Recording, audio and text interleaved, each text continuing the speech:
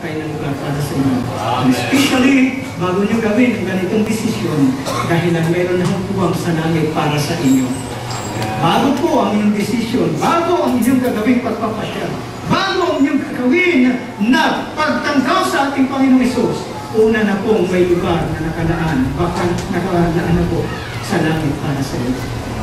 Hindi po mauuna ang inyong desisyon bago kayo lalaanan ng lugar. Nagkakamali kayo. Lahat mo nagagawa ng desisyon, mayroon na akong lugar na nakalaan para sa inyo. Ang atin ng desisyon gagawin ay pagpapatunay lamang na tayo ay naroon na sa kanyang kaisipan bago kayo. I hope you enjoy this word of God. At muli sasabihin ko mamayang hapon, pagpapatuloy natin ang paksa at pupukus tayo sa mga talata ng Biblia, pupukus tayo about the times of restitution and restoration. At ano ang dapat nating asahan sa huli ng mga tao ito bago bumalik ang Panginoon. Ay natin kung meron. Ang oras ay pagpapatulog sa ito sa tayo. Kaya 3 linggo akong wala ito. Pag-isyan nyo na ako sa tulog. May sanay naman kayo. Kahit wala ako rito at lamang na rito, lagi tayong dito na. As long na natin pinag-usapan yung mga salita ng Diyos, tayo pinagpapala, masaya ba tayo mga kapatid? Hindi ko binibili ng salapi.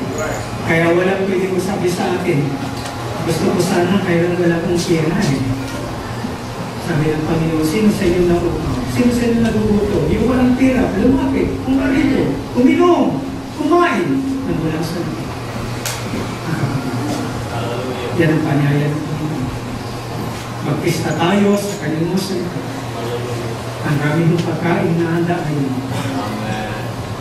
Mga matatabang, mga masustansyang mga pagkain.